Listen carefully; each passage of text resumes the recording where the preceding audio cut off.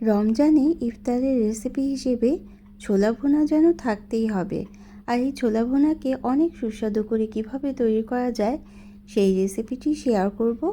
আসসালামু আলাইকুম, আমন্ত্রণ জানাচ্ছি আজকের এপিসোডটি দেখার জন্য।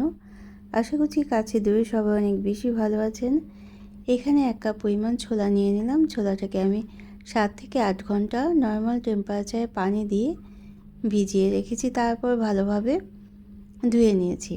ধুয়ে নেওয়ার পর এখন সিদ্ধ করে নেব আমি প্রেসার কুকারে 2 থেকে 3টা সিটি দিয়ে প্রয়োজন মতো সিটি দিয়ে সিদ্ধ করে নিয়েছি এবং লবণ দিয়েছিলাম সামান্য পরিমাণ, তো আধা চা চামচের মতো স্ট্রেন করে রাখলাম। এখন ছোলা ভুনাটা আমরা রান্না করব, এই জন্য প্যানে প্রথমে তেল দিয়ে দিলাম এবং পেঁয়াজ কুচি দিলাম, একটা তেজপাতা, 2টো শুকনো মরিচ এবং আধা চা চামচ আস্ত জিরে দিয়ে দিয়েছিলাম। আর শুকনো মশলা হিসেবে আধা চা চামচ হলুদের গুঁড়ো, জিরে গুঁড়ো এবং ধনে গুঁড়ো দিলাম এবং 1 চা চামচ পরিমাণ আদা আর রসুনের পেস্ট দিয়ে দেব। এখন মশলাটাকে খুব ভালোভাবে কষিয়ে নিতে হবে। তো আমি 2টো পাকা টমেটো কুচি করে কেটে দিয়ে দেব এবং 1 চা চামচ পরিমাণ শুকনো মরিচের গুঁড়ো দিয়ে দেব। এখন এই মশলাটাকে খুবই ভালোভাবে কষিয়ে নিতে হবে। আমি 2বার কোয়ার্টার কাপ করে পানি দিয়ে, পানিটা শুকিয়ে যাওয়ার পর আবারও পানি দিয়ে ভালোভাবে কষিয়ে নিয়েছি। কষিয়ে নেওয়ার পর সিদ্ধ করে রাখা ছোলাটা দিয়ে দেব। তো এই ছোলার সাথে আমি একটা আলু দিয়ে দেব, ছোট গোল গোল শেপ করে কেটে নিয়েছি আলুটাকে।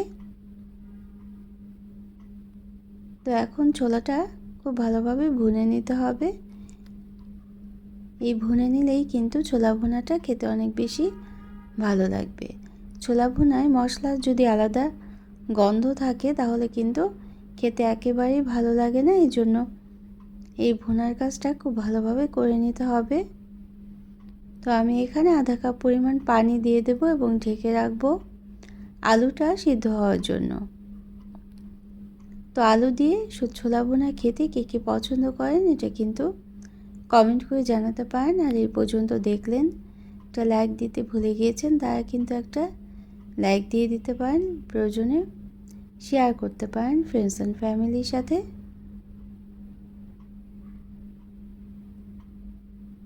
আর যারা প্রথম ভিজিট করছেন তারা চাইলে চ্যানেলটিকে সাবস্ক্রাইব করে বেল বাটনটাকে একটা প্রেস করে রাখবেন, তাহলে নোটিফিকেশন পেয়ে পরবর্তী রেসিপিগুলো দেখে নিতে পারবেন। তো আলুটা সিদ্ধ হওয়ার জন্য আমার 10 মিনিট সময় প্রয়োজন হবে, এজন্য ঢেকে রাখতে হবে। 10 মিনিট ঢেকে রাখার পর আমাদের আলুটা খুব সুন্দর সিদ্ধ হয়ে গিয়েছে এবং একটু ভাঙা ভাঙা হয়েছে আলুটা। আর তাতে এই ছোলার ভুনা ভুনা করার পরে ছোলার একটা ঝোল তৈরি হবে, সেটা কিন্তু অনেক ভালো লাগে খেতে। তো এখানে কাঁচামরিচ কুচি দিয়ে দিলাম সামান্য পরিমাণ এবং আধা চা চামচ গরম মশলা গুঁড়ো দিয়ে দেব। এটা কিন্তু একেবারে শেষ পর্যায়ে দিতে হবে। তো একটু পানি পানি আছে, এখন পানিটা এখানে আমি পুদিনা পাতা নিয়ে নেব আজকে। ধনে পাতা কুচিও কিন্তু চাইলে দিতে পারেন, তবে পুদিনা পাতা দিয়ে একবার এভাবে করে ছোলা ভুনাটা করে দেখবেন, এটা কিন্তু খেতে অনেক বেশি স্বাদের হয়। তা এখন একেবারে তেলের উপর যখন চলে আসবে তখনই কিন্তু আমাদের ছোলা ভুনাটা একেবারে রেডি হয়ে যাবে। তাই ছোলা ভুনা তো আমরা সবাই করতে পারি, এটা বলতে পারেন। তো আমি যেভাবে করি সেটাই কিন্তু শেয়ার করলাম। তো আশা করছি ভালো লাগবে, আর ভালো লাগলে চ্যানেলটাকে সাবস্ক্রাইব করতে ভুলবেন না এবং যারা সাথে আছেন সবসময় সাপোর্ট করছেন তাদের জন্য রইল অসংখ্য ধন্যবাদ। দেখলেন তো একেবারে তেলের উপরে চলে আসছে।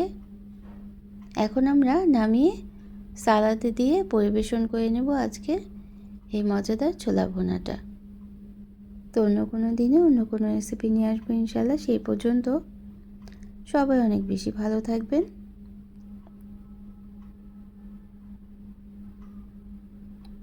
তা আসন্ন রমজানে ছোলা ভুনা খেতে কিন্তু একেবারেই ভুলবেন না, এটা কিন্তু অনেক বেশি মজাদার হয় খেতে এভাবে করে তৈরি করলে।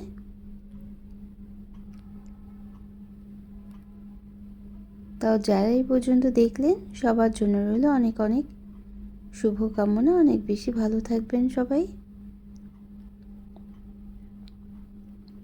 তো এভাবে সালাদ দিয়ে সাজিয়ে যদি পরিবেশন করেন তাহলে ডাইনিং টেবিলটা অনেক বেশি সুন্দর হয়ে যাবে দেখতে। আর যা দেখতে সুন্দর তা কিন্তু খেতেও ভালো লাগে। আর লেবু দিয়ে পরিবেশন করতে পারেন এই ছোলা ভুনাটা। Thanks for watching. Allah Hafiz.